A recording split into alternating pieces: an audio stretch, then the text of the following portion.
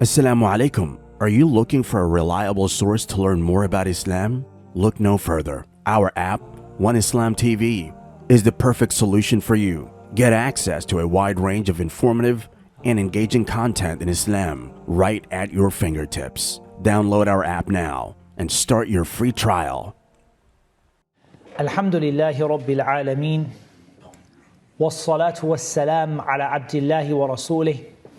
Nabiyyina Muhammad wa ala alihi wa sahbihi ajma'in. Amma ba'd. So our talk today, this is now for everyone. We did the AMU class for the teenagers. We did the AMU class for the younger kids. This now is for everyone, so there's no reason for anyone to be sitting in the back of the hall. Our discussion for this, which is our penultimate talk today, it's our second last talk, is the topic of living in the end times. How is it like to live in what we would call Akhir zaman, the time when the world is about to end?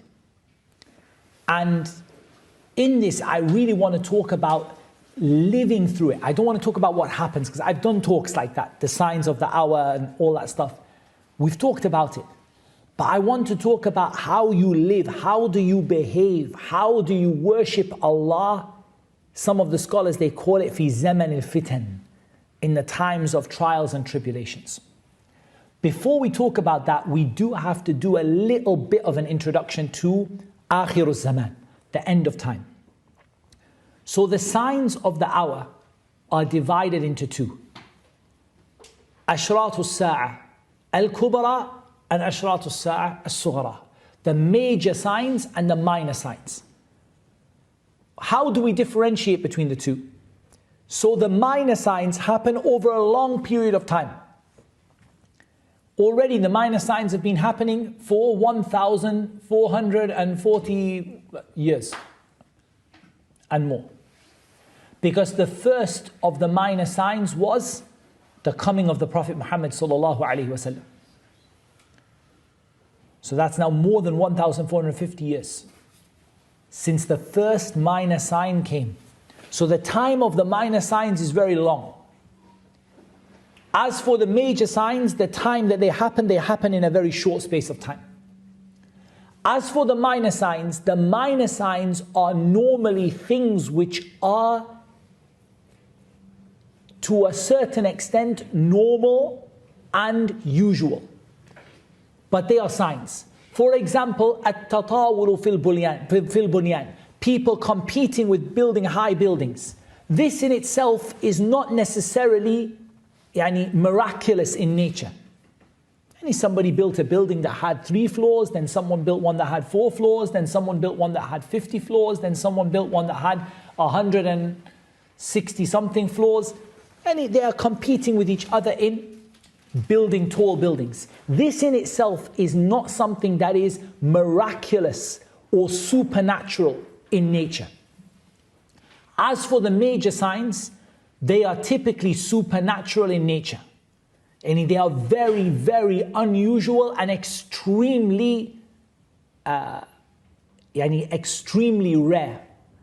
So for example, the Dajjal, the coming of the Dajjal, and what the Dajjal will do, is not something normal, right? It's not within the normal things that you see. For example, from the signs of the hour is uquq al-walidain, being bad to your parents.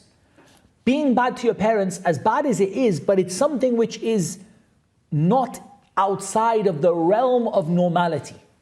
As for the major signs, they are typically outside of the realm of normality. The sun rises from the west instead of the east. A beast comes out of the earth and speaks to people and brands them. So this is something very, very, very different. The major signs all happen one after the other in close proximity. When the Dajjal comes, immediately after the Dajjal comes Isa. And Isa comes at the end of the time of the Dajjal. And then immediately when the Dajjal has been killed, who comes? Ya'juj and Ma'juj.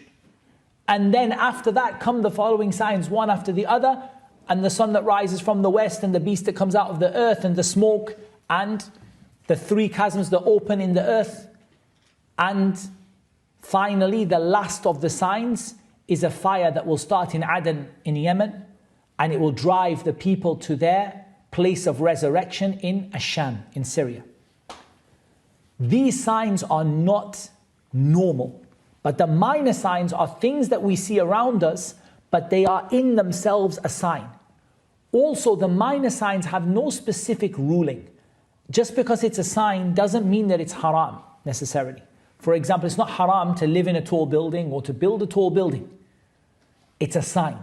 So when you see it, you realize the closeness of the hour. Now, that being said as a brief introduction, if we look at the minor signs, wallahi, you cannot find almost a single one of them that has not yet happened. Unless it is a sign that the scholars said it will happen during the time of the major signs. What I mean by that is, the minor signs have 3 situations. Some of the minor signs happened and finished. For example, the sending of the Prophet Muhammad ﷺ. He was sent, then the Prophet ﷺ died. Those things have happened. They're not going to happen in the future. They've happened already. The second category is a sign that has happened but is getting worse. For example, kathratul qatl, a lot of killing, people killing each other, such that the person who kills the other person doesn't know why they killed them, and the person who was killed doesn't know why they were killed. This also, waqa'a, it happened, وَيَزْدَادْ, and it's getting worse. And it will continue to get worse and worse and worse until the coming of the Dajjal, or until the end of the world. So there are some of these minor signs, they happen but they're getting worse every day. Uququl walidain, being bad to your parents. People were bad to their parents before, but it's getting more and more and more until the Prophet ﷺ, like he said, أَن تَلِدَ الْأَمَةُ رَبَّتَهَا, that the slave girl will give birth to her mistress. And I believe that the stronger opinion about this hadith is it refers to being bad to your parents, that a girl will treat her parents so badly, she will treat them like a mistress would treat a slave. And we see this among our society. We do. Kids say to their parents, bring me this, do this for me. Why are you saying me? Why are you telling me I can't do this? And they talk to their parents like you would talk to a slave. And worse even than a servant, even than you would talk to a servant. So they see their parents as servants to them, not that they are servants to their parents. It's getting worse. Taqarub al-zaman, the time becoming compressed. So you feel like a year goes by and you didn't even do anything. Like a day goes by. When is the time this will get the worst? Can anyone tell me? We know there's a time when taqarub al-zaman will become the worst of the worst. The Dajjal. Because what will happen? One day will be 1 year. A day, like a year, like the time is just all goes like it's wrong. 1 day is like a year, 1 day is like a month. And like the time is all different. And all the time, the way that you understand time is different. But now, do we not see that time passes by and nothing gets done? Days pass by. Used to say, wallahi, like people used to write between, Asr and Maghrib, they used to write books. Now 3-4 years goes by, a person can't finish the one, article they were writing. But is it getting worse? Yes, it's getting worse. Taqarub al-aswaq is one of the signs of the hour, that the markets will become near. And there are many ways to understand that. One is that all the markets come together into one place, like the big malls and the big, all the markets in one place. But even more than that is the nearness of international trade. For example, I can order something from China that arrives within 1 week. I can order something from the States, it'll arrive next day or 2 days later. And he's so far away. It's like the aswaq became near to me even though they are far away. Like all the markets became near to me. I can order something, when I'm sitting in Newcastle, I can order something from London, it will arrive sometimes, and if it doesn't arrive the same day, then it can arrive the next day. So it became like the aswaq became closer. But what do you see? It started with, 2-day delivery, then next day delivery, then same day delivery, then delivery within a number of hours or something like that. So it's getting also more like that, تقارب الأسواق. So it's something that happened, but it's getting more and more and more. From the signs that we're going to talk about in a moment is ظهور الفتن, the trials and tribulations. Like, have trials and tribulations happened to the Muslims before now? They have. Does anyone know what you would call the first trial, the first real fitna that happened to the Muslims?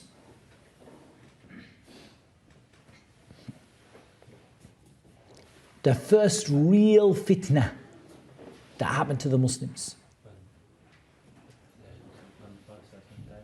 Okay, the death of the Prophet ﷺ for sure is the first calamity that happened to the Muslims, no doubt. The great calamity that happened, al-musibatul kubra, no doubt is the death of the Prophet ﷺ, because revelation stopped and the ability to go back and get your religion confirmed for you stopped. So there's no doubt.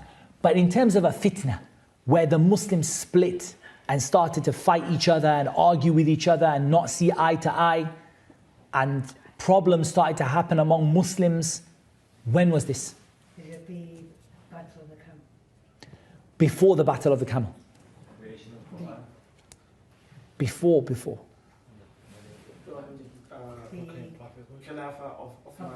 Uthman, the killing of Uthman. The killing of Uthman is really the first major fitna that the Muslims go through. Yes, Umar was killed. And yes, Umar was murdered, but Umar was killed by a non-Muslim, right? Somebody who never claimed Islam for themselves. And he was Majusi. He was a Magian and he never claimed Islam for himself. So Umar was killed by a non-Muslim. So it didn't shake the ummah. But Uthman was killed by a group of people who claimed to be Muslim. They came and the rabble, they came and they were being driven by the munafiqeen, and in the end, they overcame Uthman in his house, and it said the one who killed him was a munafiq. It said, and there's some evidence that the one who killed Uthman was a munafiq. But the fact that it was someone who claimed Islam, and the people involved, some of them were Muslim. They were like rabble, like ignorant people. But the point is that now the Muslims don't agree what to do next. Ali radiallahu anh is forced to become the Khalifa. By force. They told him, if you don't accept this role, we will kill everybody in Medina. So he's forced to accept it. But now that he's accepted it and he's become istaqarra, and he's become solid in his place, he's the Khalifa. So now there's a problem. What do we do with the killers of Uthman? Because in Islam, by default, they should be killed. But there's two problems. The first one is that the Muslim army has not come back. So the Muslims don't really have the ability to kill or to arrest the people who killed Uthman. Not easily, without a big fight and without a lot of bloodshed.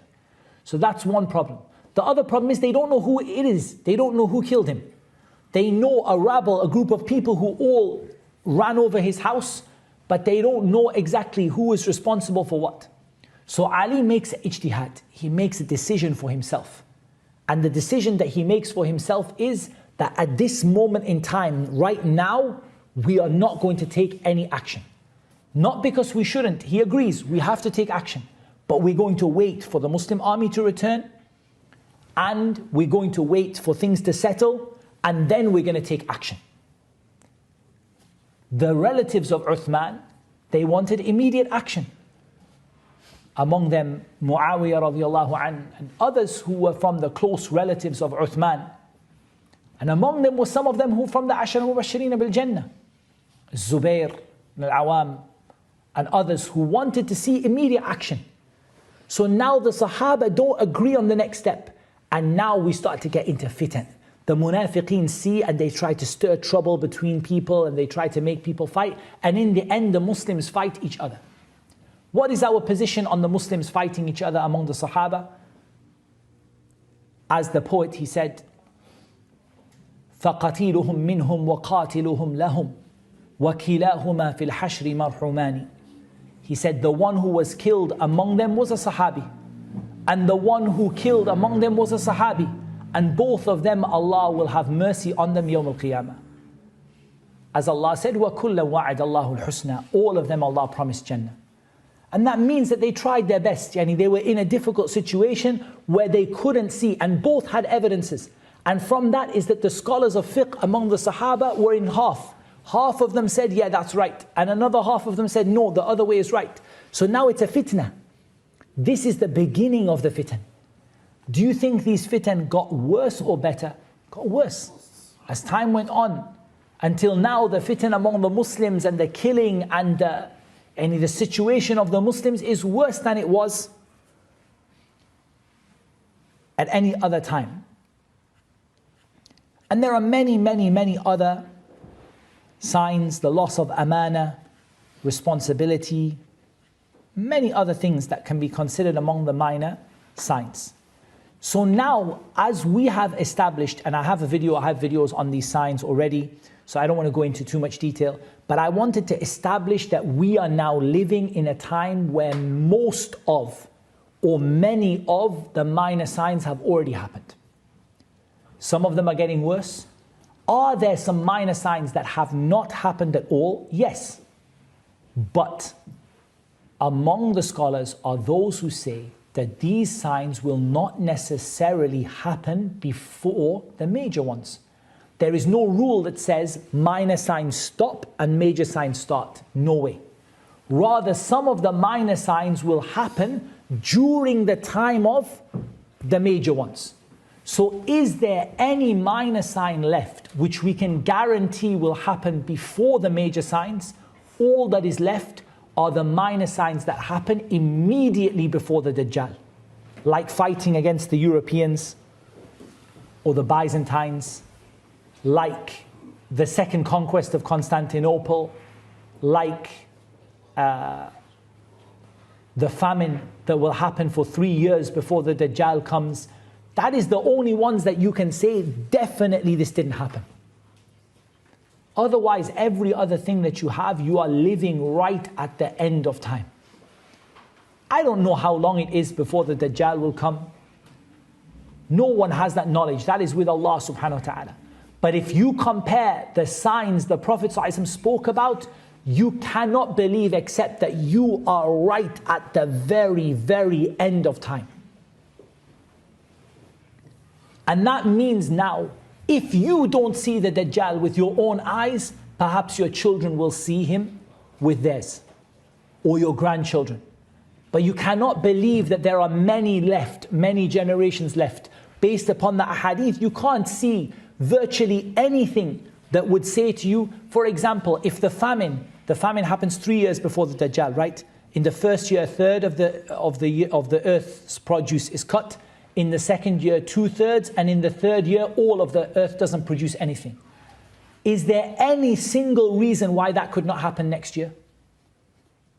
I don't know.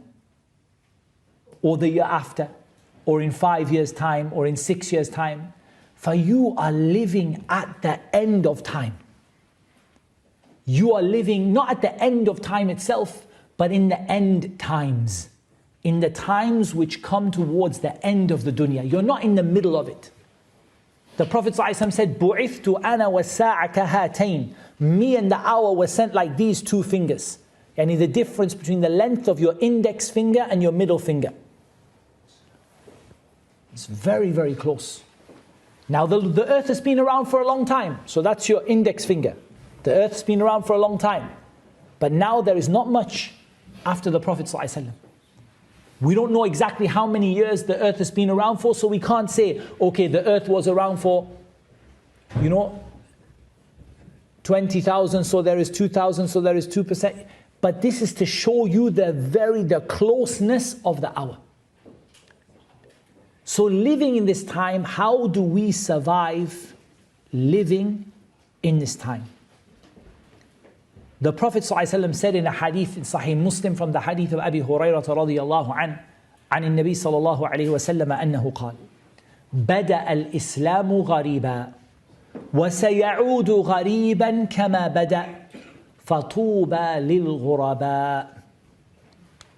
He said, Islam began as something strange. And Islam is going to go back to being something strange. So Tuba, and Tuba is either paradise or it's a tree in paradise. Tuba will be for the people who are strangers. There is an explanation from the Prophet ﷺ about this. But first of all, how did Islam start as something strange? Remember when the Prophet ﷺ first came to tell people about Islam, was it the case that hundreds of people just entered into Islam in crowds? No, it wasn't. When did people enter Islam in crowds? After the conquest of Mecca. Then the people entered into Islam afwaja, in big numbers. Before that, one person, another person. And the people found it strange. They said, أَجَعَلَ الْآلِهَةَ إِلَهًا وَاحِدًا إِنَّ هَذَا لَشَيْءٌ عُجَابٌ. Has he made all of the gods into one God? This is something very strange. مَا سَمِعْنَا بِهَذَا فِي آبَائِنَا الْأَوَّلِينَ. We never heard any of our fathers doing things like this, worshipping one God. So Islam was strange. Even to the people that accepted Islam, among the community, it was strange. It was different. It was something that the people were not used to. And Islam will return to be like that. I don't say that we reached the worst of this, because it's something that's getting worse over time. But Islam is becoming stranger and stranger to people. When you tell people about worshipping Allah alone, they look at you like, this is ajib. We never heard our fathers say this. When you tell people they can't make dua to the people in the graves, they would say to you, مَا سَمِعْنَا بِهَذَا فِي آبَائِنَا الْأَوَّلِينَ. All of our fathers used to go to the graves and pray to the dead. We don't know anyone who didn't do this. Islam became strange. When you see people pray 5 times a day, one of the brothers was telling me that someone said to him, you're the only Muslim I know that prays 5 times a day. Now I'm not saying he knows every Muslim, and of course there are many Muslims around the world that pray 5 times a day. But now it became rare and more rare. Implement the sunnah. For example, the sunnah in the way you dress. Straight away people look at you like, what are you doing? What are you wearing? Why are your clothes above your ankles for? The Prophet ﷺ used to do that. This is ajib, gharib. We never saw this in our life. The sunnah became strange to people. And I'm not saying that it reached the peak, but it's getting more and more strange. فَطُوبَ لِلْغُرَبَاء. Paradise is for who? The people who lived in the very early time of Islam, when Islam was strange, and the people who will come at the end of time and practice Islam when Islam is something strange.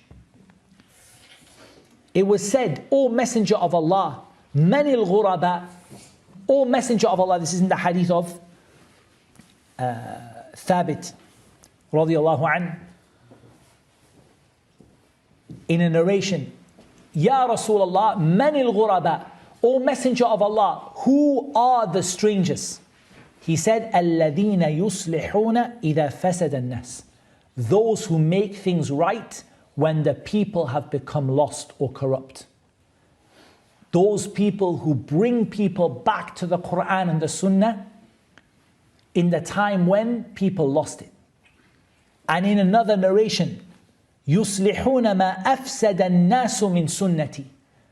They correct what the people corrupted from my Sunnah.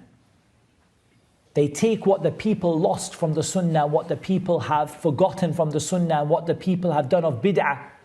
Because al-fasadu fi Sunnah is bid'ah, right? Like corrupting the Sunnah means bringing innovations. They correct these innovations. They make the Sunnah dominant again. They bring the Sunnah out to the people again. And he said, هُمْ أُنَاسٌ صَالِحُونَ قَلِيلٌ. في أناس سوء كثير أو كما قال. He said they are a few righteous people among many evil people. And I can't say to you that we reach that time exactly. But there is no doubt, wallahi, there is no doubt, that we are living in a time where very few Muslims, comparative to the whole Muslims in the world, very few are committed to practicing Islam. And out of those who practice their religion, very few practice it upon the Sunnah. I believe statistically that's true. If you look at all the Muslims in the world, and you take the basic principles of Islam, let's just talk about, for example, the sha'air, the 5 times daily prayer, for example, the hijab, or fasting in Ramadan, you know, like the things that Islam is known for. Many Muslims around the world today are not practicing. Islam is a minority in the world today, right? Islam is not the majority of people in the world today. Islam is the minority. From the people who are Muslim, the people who are practicing, I'm not talking about different groups or sects. I'm just talking about people who pray 5 times a day, the women wear proper hijab, you know, the people fast Ramadan, and all that, the most basic things. I don't know if you can say a minority, I'm not sure. But it's not everybody. And it's like there was a time, remember, if you came into the middle of the, you know, even the Abbasid Caliphate, you could not find from the east of the place to the west somebody that doesn't pray 5 times a day. Now look at Jumu'ah. Jumu'ah, the masjid is out onto the street. And yet when you come at Fajr, Dhuhr, Asr, 1 saf, 2 saf, 3 sufuf. Then among those people who pray 5 times a day, how many of them are staunch in sticking to the sunnah of the Prophet ﷺ? And how many of them fell into bid'ah, khurafat, innovations and bad practices?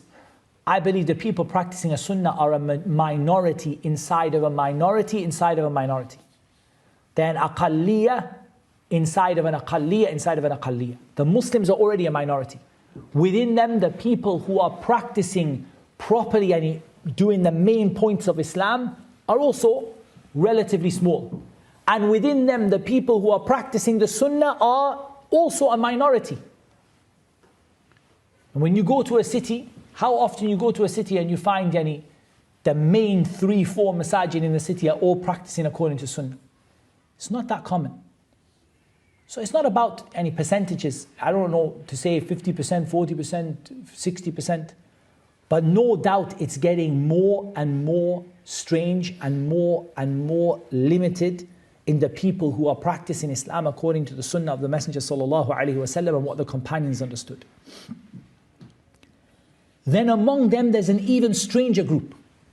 And they are the people who are not just practicing, but trying to correct what the people have done wrong. And trying to bring people back to the sunnah.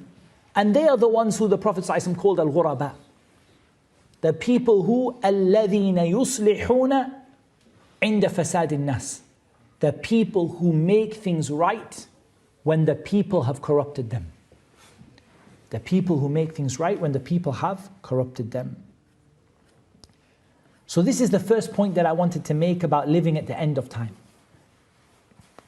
Be from the ghuraba. Be from the strangers.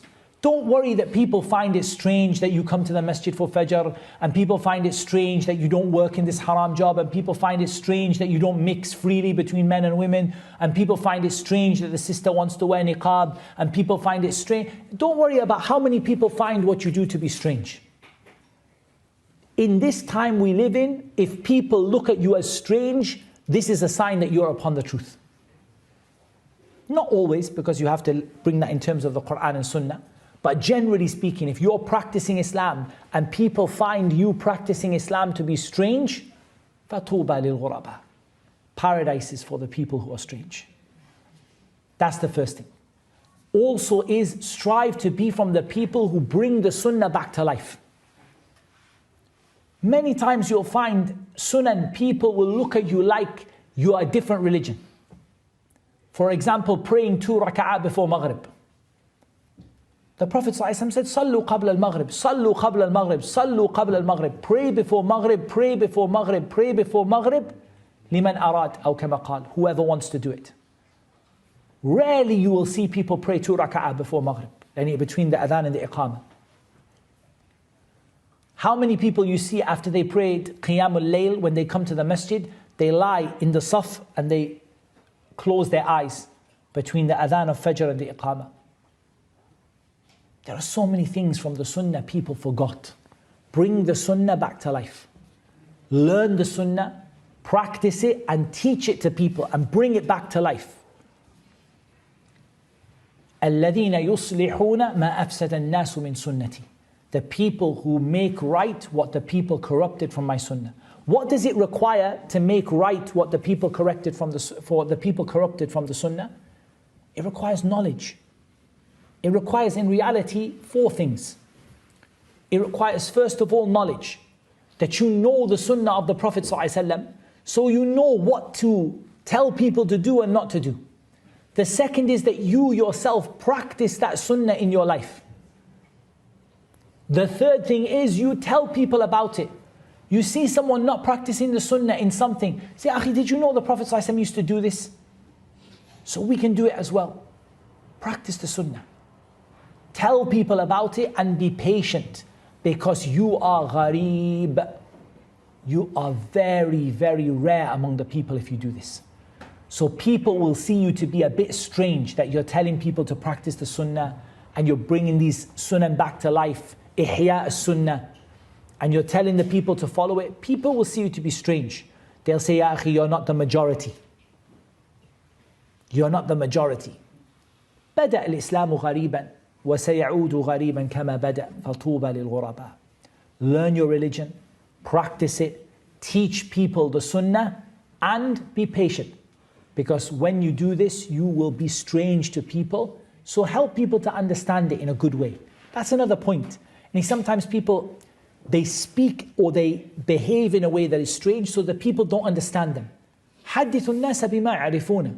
Explain to people the way they can understand it. Help people to really understand what the sunnah is. This is the sunnah. Did you know the Prophet ﷺ used to do this? Really? I didn't know. Help people to understand it. And it also means you must be careful not to speak without knowledge. Because if you speak without knowledge, there is no doubt that speaking without knowledge is something which makes the situation at the end of times worse. There is a hadith. The Prophet ﷺ, he told us, إِنَّ اللَّهَ لَا يَقْبِضُ الْعِلْمِ. Allah Azza wa Jal does not snatch away knowledge. Allah Azza wa Jal does not snatch away knowledge. انتزاعا ينتزعه من الناس. Allah doesn't snatch away knowledge and just like that, yani, you wake up one day and there's no more knowledge.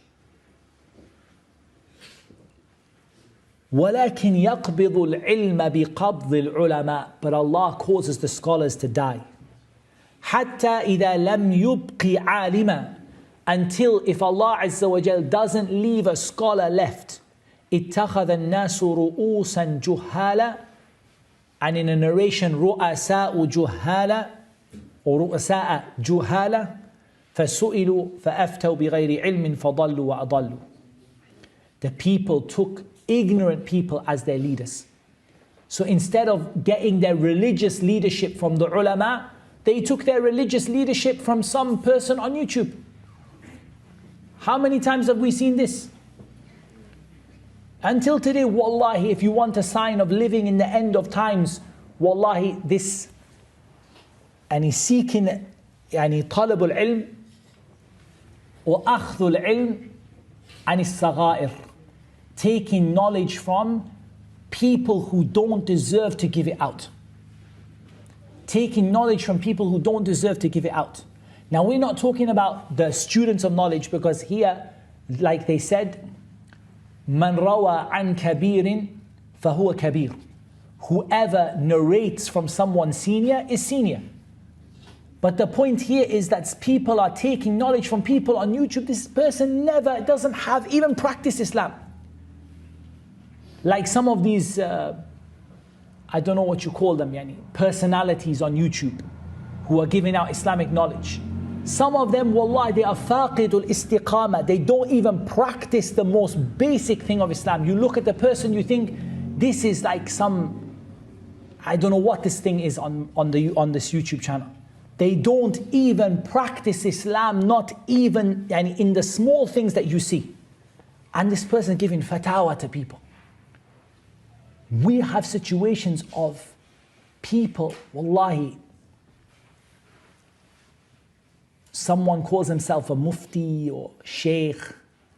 They're on YouTube giving fatwa. They have no istiqamah. They don't even practice the religion at all, let alone know the religion to teach it to other people. You have women, sisters giving fatwa, doesn't wear hijab. She's giving fatwa to people. Your religion is like this, halal, haram. Ya ukhti, look in the mirror first. Then teach the people about Islam. Wallahi, this is the situation we are in. Ru'usan juhala, ignorant fools. And the people ask them about Islamic knowledge. You have celebrity people, common culture, people who, like their person doesn't know how to recite Surah Al-Fatiha. And the people ask them, Sheikh, what do you think about this? Is it halal or haram? Haram. The person doesn't know how to recite Surah Al-Fatiha. How can you ask them knowledge of Islam? فَأَفْتَوْا بِغَيْرِ عِلْمٍ. Then they give the knowledge without knowing how to give it. They don't know that knowledge, they give the answer. فَأَضَلُّوا وَأَضَلُّوا. They misguide themselves, they misguide others. So it's very important when you revive the sunnah, you revive it based upon knowledge. Now we talked about knowledge, but action is also very important, acting upon it. Abi Hurairah narrated from the Prophet ﷺ that he said, بَادِرُوا بِالْأَعْمَالِ فِتَنًا. He said, rush to do good deeds before the trials will come. كَقِطَعِ اللَّيْلِ الْمُظْلِمِ. Like pieces of the dark night. يُصْبِحُ الرَّجُلُ فِيهَا مُؤْمِنًا وَيُمْسِي كَافِرًا أو يمسي مؤمنا ويصبح كافرا يبيع دينه بعرض من الدنيا. He said, rush to do good deeds before trials come like pieces of the dark night. The trials that will come one after the other. From the signs of the hour is ظهور الفتن, that trials will come one after the other after the other. They will come كَقِطَعِ اللَّيْلِ الْمُظْلِمِ, like pieces of the dark night, just after one after the other after the other. A person feels like they're in darkness, then as if they can see a light, the darkness comes again. Then as if they can see, the darkness comes, one after the other. Problems, trials and tribulations. A person wakes up as a believer and goes to sleep as a disbeliever. Or goes to sleep as a believer and wakes up as a disbeliever. They sell their religion for some small piece of this world. The point I wanted here is بَادِرُوا بِالْأَعْمَالِ. What should you do when you're coming to this time? Is it not a time of fitan? We're in a time of fitan. We said the fitan are getting worse day by day by day. Alhamdulillah, you guys are living in a relatively safe place. A place you can come to masjid 5 times a day. You can pray, you can practice your religion. Tomorrow this place may not be safe like it was yesterday. بَادِرُوا بِالْأَعْمَالِ. Rush to do your deeds now. Because I'm telling you, if you look at the countries where civil war broke out, you don't see the people coming to the masjid 5 times a day anymore. And if you think you're going to get shot by a sniper when you put your head out of the door, like it happened qariban, not far away, not long ago. I've been to countries and seen with my own eyes the bullet marks in the wall where if somebody came out of their house, the sniper shot them from on top of a building. They couldn't leave their house. Or if they went to the shop, sometimes the snipers, and they would even, and we saw with our own eyes the marks and the consequences, they would say the sniper would try to get 2 or 3 with one bullet. And if he could get a pregnant woman and kill her and her child with the same bullet, he would do it. If you're in that situation, you cannot now go for your classes and do your durus and go to your hifth class and memorize Quran and come nicely to the masjid 5 times a day. Fitan, haraj. People are killing each other. People are killing each other. Al-harj. In this situation, you must now take advantage of the chance you have today. Because tomorrow this place may not be safe anymore. Next week it may not be safe anymore. How many places we see from the non-Muslims, the country is safe, the next day, problems, fighting, riots. It doesn't have to be a war. It could even be rioting among people, right? As we've even seen in this country in certain times in the past. Suddenly the city is inflamed and riots and people trying to beat each other up and people are scared for themselves. If you don't take advantage of the blessings you have today, you don't know where you will be tomorrow. You don't know where your health will be. You don't know where you will be in terms of safety and security in the country you live in. You don't know where the Muslims will find themselves. So بَادِرُوا بِالْأَعْمَالِ فِتَنًا. Rush to do your good deeds now while you have a chance to do them. Because the trials will become so bad that a person will wake up in the morning and before the evening came, they left Islam. And a person will go to sleep in the evening and before the morning comes, or when the morning comes, they left Islam. It's a very, very, very serious situation. So we must do righteous deeds when we have the chance. Right now, there are people in the world who don't have safety and security. There are people in the world who are not able to safely go to the masjid or go to their classes or learn. There are people who don't have access to the live streams and the online learning and all that stuff that you guys have. Take advantage of it now before things get worse. And if you say, look, UK is fairly stable, you know, inshallah, it's not going to get that bad. What will you do if the Dajjal comes in 3 years' time? What, you think they're going to welcome you here? وَلَن تَرْضَ عَنْكَ الْيَهُودُ وَلَا النَّصَارَى حَتَّى تَتَّبِعَ مِلَّتَهُمْ. The Jews and Christians are never going to be happy with you until you follow their religion. They're not happy with you here now, let alone about how they will be when the Dajjal comes. For a person should not feel safe. أَفَأَمِنُوا مَكْرَ اللَّهِ. Do they feel safe from the plot of Allah? فَلَا يَأْمَنُ مَكْرَ اللَّهِ إِلَّا الْقَوْمُ الْخَاسِرُونَ. It's the losing people who feel that Allah is never going to make things go bad for me. Never will Allah make the situation change. Never will I be in a situation where I'm scared for my life or scared for my family. Who said that you'll never go through that? So rush to take advantage of the good opportunities you have now before things become worse. From the ahadith that I wanted to talk to you about,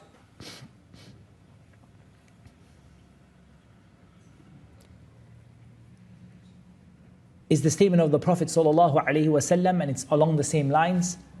Al-ibadatu fil harj ka hijratin ilay. The hadith is narrated by Muslim. In a wording of Imam Ahmad, al-amalu fil harj ka hijratin ilay. And in another wording in Tabarani, al-ibadatu fil fitna ka hijratin ilay. Worshipping Allah at a time where people are killing each other is like making hijrah to me. Or doing good deeds at a time where people are killing each other is like hijrah to me. And in another wording, worshipping Allah at a time of fitna, at a time of trials and tribulations, is like making hijrah to me. The people are fighting each other. People are killing each other. People are in a state of fitna. And trials and tribulations are happening, problems are happening, calamities are happening.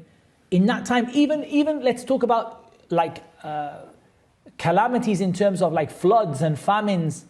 And khalas, you saw what happened in the floods. And after that flood, your masjid is ruined, your house is ruined. Who is now going to their Quran halaqah and sitting there to learn? You don't know what might happen. And when it happens, you have to rush to worship Allah. So even in a time of fitan, you should try to worship Allah subhanahu wa ta'ala. Even when things are hard, Still you worship Allah, still you make time for your prayers, still you make time to read your Quran, no matter what happens in your life.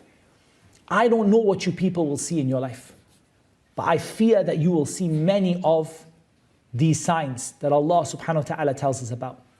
So if you see them, don't stop worshipping Allah. وَاعْبُدْ رَبَّكَ حَتَّى يَأْتِيَكَ الْيَقِينَ. Worship Allah until that which is certain comes to you.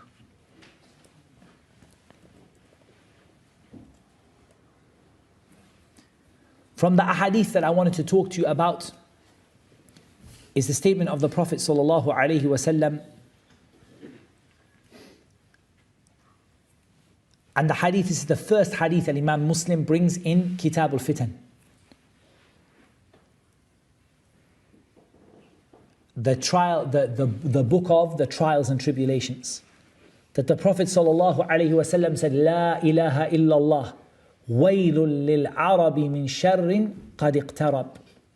He said, La ilaha illallah, woe to the Arabs. There is an evil that is very close. فتح اليوم من ردم يأجوج ومأجوج مثل هذه. He said, there is a hole that is opened for Ya'juj and Ma'juj to come out like this. And he made the sign of 10 on his finger, and he made a small hole with his finger.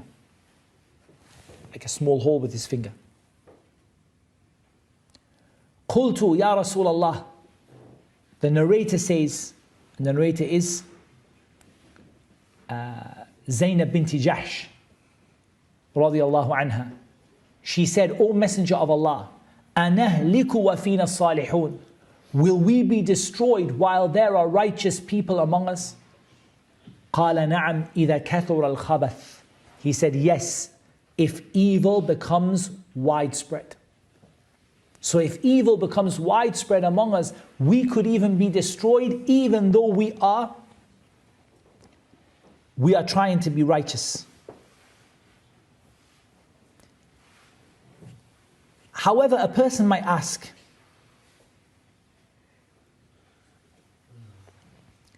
what about the person, and there is a hadith,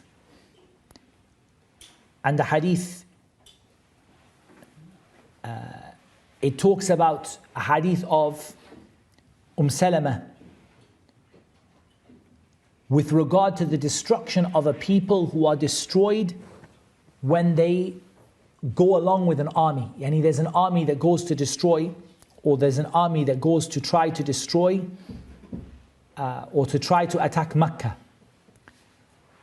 And when they go with this army that goes to try to destroy the Kaaba, or to try to attack a person within the Kaaba, Allah will cause the earth to open up and swallow this army. She said, Ya Rasulullah, فَكَيْفَ بِمَنْ كَانَ كَارِهًا. What about the people who were dragged along with the army when they didn't mean to go? And for example, the people didn't want to go with the army, but they were forced, like enslaved. They were chained like prisoners. And the earth swallows them up.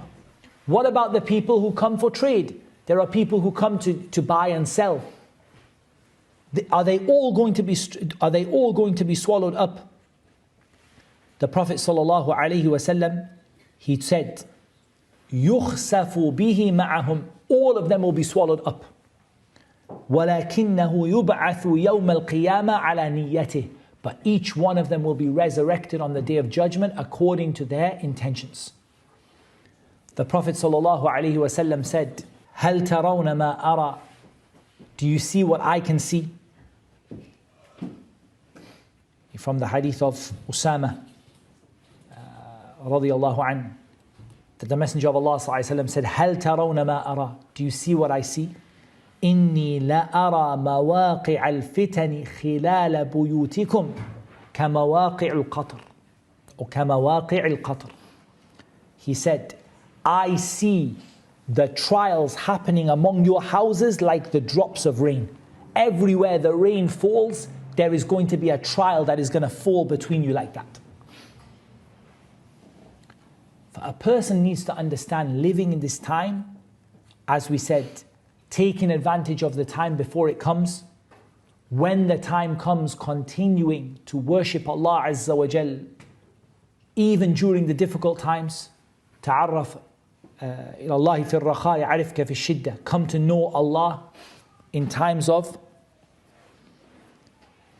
difficulty, and Allah Azza wa Jal will come to know you at times of ease. In the hadith, تعرف إلى الله في الرخاء يعرفك في الشدة. Come to know Allah at times of difficulty, and Allah will come to know you at times of ease. And we mentioned the value of reviving the Sunnah and reviving Islam in the time when the people have strayed from it. But I wanted to take something from all of this. نعم إذا كثر الخبث. And maybe this is one of the last points I will make before we stop.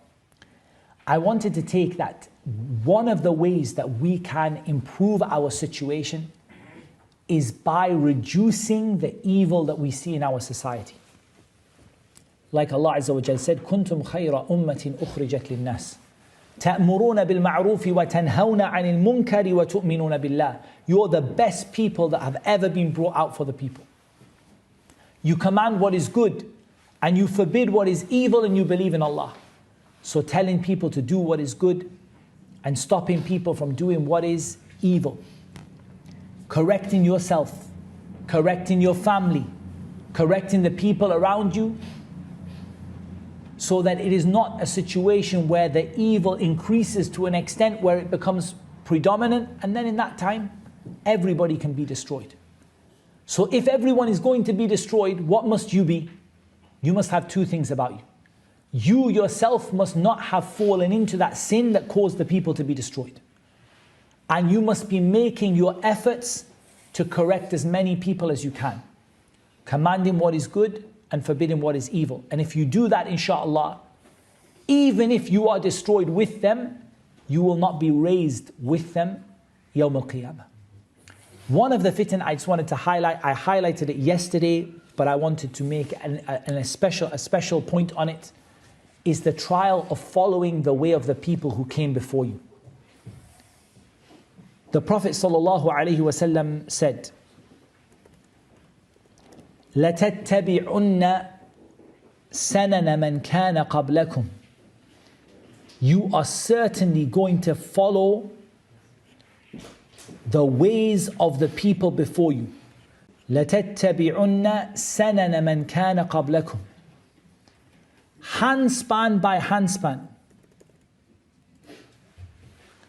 Handspan by handspan. And arm length by arm length. Until if one of them entered حتى لو دخلوا جحر ضب لدخلتموه, or in some narrations تبعتموهم, you would follow them. They said, O Messenger of Allah, do you mean the Jews and the Christians? قال فمن شبرا شبرا ذراعا بذراع. Hand by hand and arm by arm. And this is one of the things that we have to stop happening to us if we want to be safe from the fitan at the end of times. Because in reality, who are those who follow the Dajjal? In reality, primarily they are al-Yahud wa nasara. Why? Because as for the Jews, they rejected Isa and Muhammad sallallahu alaihi wasallam, and they're waiting for their Messiah to come. And as for the Christians, they rejected Muhammad sallallahu alaihi wasallam, and they're waiting for the return of Isa. But when the Dajjal comes, what is he going to tell people? I am that Messiah. And he's going to tell people that he is that Messiah, that he is that person who came, he is that prophet the Jews are waiting for, and he is that prophet that the Christians are waiting for. And then he will tell them that he is your Lord, but you will not see your Lord until you die. So in reality, those people who already are following the Jews and the Christians, when this fitna comes, will only increase in following them until they follow Al-Masih al-Dajjal. And the Prophet ﷺ said, وَمَنْ تَشَبَّهَ بِقَوْمٍ فَهُوَ مِنْهُمْ. Whoever resembles a people is one of them. So we must have our distinct Muslim identity. I did a talk on that yesterday. I briefly took it offline. I want to make some small edits just to make sure that my points were as I wanted to say it. But I will put it back up inshallah ta'ala in the next couple of days. This talk on Muslim identity is very important. Because in this time of fitan, if we don't stick to our Islamic identity and we allow ourselves to become assimilated with the Jews and the Christians, at the end of the day, every fitna that they fall into, we will only go behind them and fall into it with them. Why? Because the Prophet ﷺ said, shibran, shibran, dhira'an bi dhira'. Hand by hand and arm by arm, you will follow these people. What does he mean about hujra dab? Like the lizard's hole. The lizard's hole is a place that doesn't have a way out. It's a trap, right? You go in there and it's completely like very, very narrow, very small space, and there's no way out from it. You see the person go there and get stuck. They can't escape. Then you go behind them and you get stuck. Then the next person comes behind and they get stuck. That's the meaning of you see them enter a lizard's hole and you follow them. This is not my personal opinion. This is what the Prophet ﷺ said. They said, O Messenger of Allah, do you mean the Jews and the Christians? قَالَ فَمَنْ Who else do I mean? That's what he said. Who else do I mean? We must be careful not to follow them. We must be careful not to resemble them, so that when the fitan come, we don't end up following them into the fitna, following them into their trials and tribulations. And these fitan for them, what do they come from? They come from الظلم والجهل غير المغضوب عليهم ولا الضالين. They come from people who know the truth but follow their desires, and people who don't know their religion at all. And because the typical nature of the Yahud and the Nasara, Ahl Kitab, is that either they know what they should be doing but they don't do it, or they don't even know the difference between what's right and wrong. For this is what caused them to go into fitan and to go astray. And this is what will cause us to go astray if we don't stop this habit of following them. That's a good place for me to stop. It's time for the adhan, inshaAllah ta'ala. After the adhan, we take a couple of small questions from the audience, inshallah, just briefly. And we'll leave the video on for that, bi'idhnillahi ta'ala. And then inshaAllah ta'ala, we will break for our final lecture after Asr, which is going to be on the topic of an invitation from Allah. Okay, inshallah. So, let's see if we have some questions from the brothers and sisters who are here. Just we take like maximum 5 to 10 minutes, and then inshallah ta'ala we will break for Salat al-Asr and our final talk of the day, which is going to be on the topic of an invitation from Allah. Do we have questions from the brothers? Sisters, you have? Hat. I'll try to keep on topic at the moment. As you like, whatever you think is best. What's your take on internet sheikhs? Can we take any beneficial knowledge from them? Internet sheikhs. Wallah, look, the fact that someone teaches online, I don't see any harm with it. Many of our mashayikh, or mashayikh al-kibar, they teach online. My problem is someone who teaches without knowledge, whether they are on the internet or not on the internet. The internet is a wasila, a means for teaching. It doesn't matter whether they are on the internet or not on the internet. But do they teach with knowledge, and do they practice the knowledge they teach? You know, you see someone, like, I can't even describe, I mean, you guys know the kind of people that I'm speaking about. But you see someone who is فاقد الاستقامة بكل معنى. In every single meaning of the word, the person is a fasiq. They have not one single hand on practicing any part of Islam that you can see. And they're given fatwa. For this is the problem, whether they're on the internet or off the internet. نعم. هل من سؤال؟ وعليكم السلام ورحمة الله وبركاته. Chef, what's your opinion on the issue of mortgage as regards to riba and interest? So somebody wants to go into mortgage, and the conventional mortgage here you have to pay riba, and it's a little bit difficult. So what's the way out? So with regard to the spread of riba, the spread of riba is one of the signs of the hour. The Prophet ﷺ made it from the signs, one of the signs of the hour is intishar riba, that riba will be everywhere. As regards the ruling of riba, Allah Azza wa Jal, He said الذين يأكلون الربا لا يقومون إلا كما يقوم الذي يتخبطه الشيطان من المس ذلك بأنهم قالوا إنما البيع مثل الربا وأحل الله البيع وحرم الربا فمن جاءه موعظة من ربه فانتهى فله ما سلف وأمره إلى الله ومن عاد فأولئك أصحاب النار هم فيها خالدون. Allah Azza wa Jal said, those who devour riba will not stand on the day of resurrection except like the ones who are beaten by the shaitan and possessed into insanity. That is because they say trading and riba is the same. Now this is the first important point. They say there's no escape. Yani, riba and trading is the same. Yani, we have to do riba, we have to do it. But Allah has made trading halal and riba haram. So for example, Allah has made renting a house halal and Allah has made riba in a house haram. There are some people who come and say, oh, you know, I can't renting. That's because they say, إِنَّمَا الْبَيْءُ مِثْلُ الرِّبَى. They say this renting and riba, it's, you know, renting I pay more money. وَأَحَلَّ اللَّهُ الْبَيْعَ وَحَرَّمَ الرِّبَى. But Allah made renting halal. And Allah made buying halal. And Allah made buying it by cash halal. And Allah made borrowing it interest free from someone halal. But Allah made riba haram.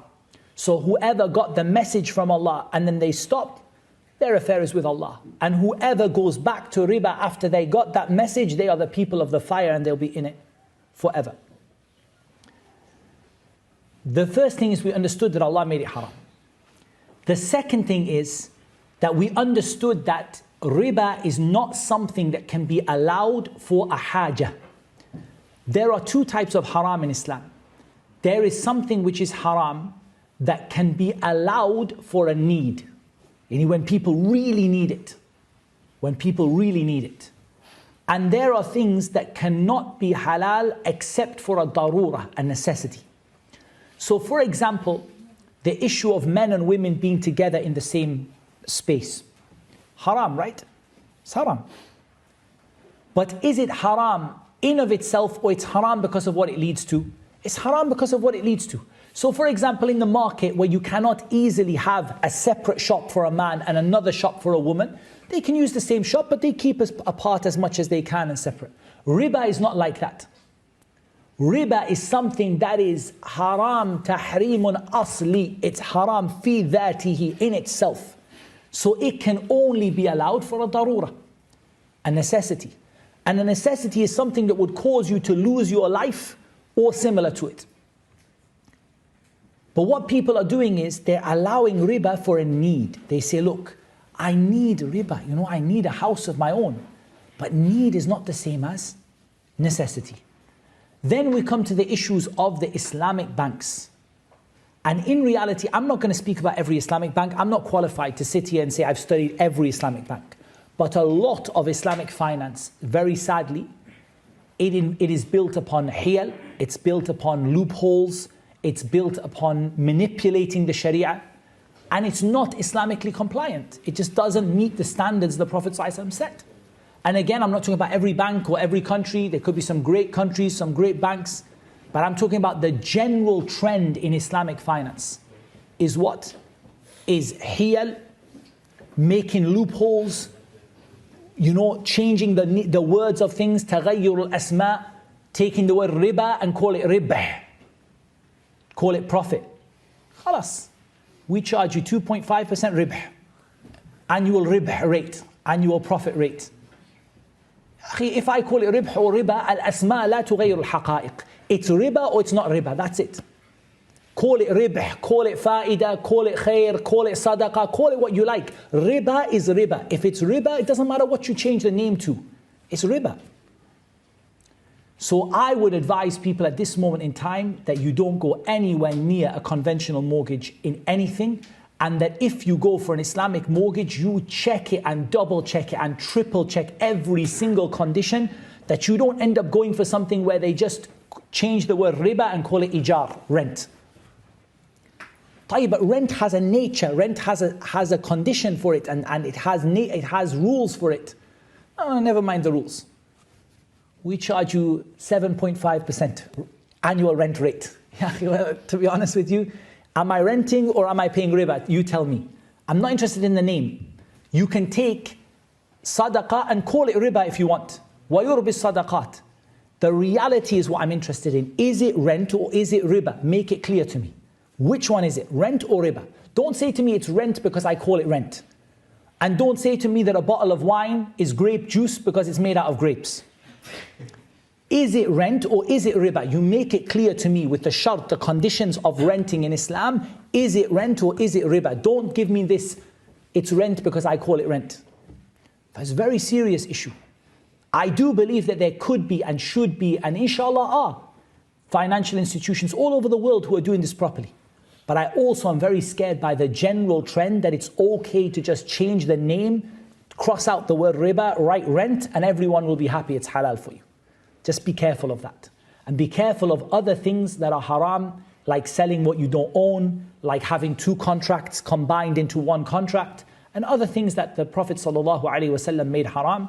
So my advice, inshallah, is that if you have to rent your whole life and you never own a house, inshallah, لا يضرك هذا. It's not going to hurt you, inshallah. Rather do what you need to do. If you have to buy a house, try to lend the money from brothers, sisters, people practicing. Let them lend you some money, you pay some back. Say buy a small house, then build upon it, maybe sell it for a little bit more and buy a little bit bigger one. But don't have this thing that I have to have a mortgage because it's a darura. It's not a darura because there is an alternative. Do we have any one from the sisters? Last one? Give me the last one, inshallah, from the sisters, and I will try not to answer too long. Who would you recommend for women to seek knowledge from, as the masjid are predominantly male focused? It's very true. We really do suffer from a lack of female scholars. Now, I don't say they are not there. For two reasons we suffer. Number one is we don't have a culture of producing female scholars. That's the first problem we have, which we used to have in the past. From the time of Aisha radiallahu anha and the Sahabiyat onwards, we had a culture of women who learnt the religion to the highest standard that it can be learnt. Female scholars of hadith, scholars of fiqh, we had it. The first problem is we left that. The second problem is that by nature a woman will be less visible than a man. Is that not the nature of Islam? وَلَيْسَ الذَّكَرُ كَالْأُنْثَى. By default, you do not expect the woman to have this, YouTube channel and she sat there in front of everyone smile. Like, it is different. So first of all, the women who have a culture of scholarship in Islam are fewer than they were in the past. And the second problem is they will not be obvious. You're not going to find them in front of everyone, sitting in front of the men teaching. Aisha, when the men used to come to her, they used to ask, فَاسْأَلُوهُنَّ مِنْ وَرَاءِ حِجَابٍ, from behind a partition. So they would go to the door, they would knock, they would look away, they would say, our mother Aisha, what do you say about this hadith? What do you say about this issue in fiqh? And she would give them the fatwa and she would give them the hadith. So the first thing is to find those women is going to be harder for you because you're going to have to look for them. They're not going to be in front of you on the stage. And the second thing is that the number of them is smaller than it was. So we need to encourage our women, our daughters, our sisters.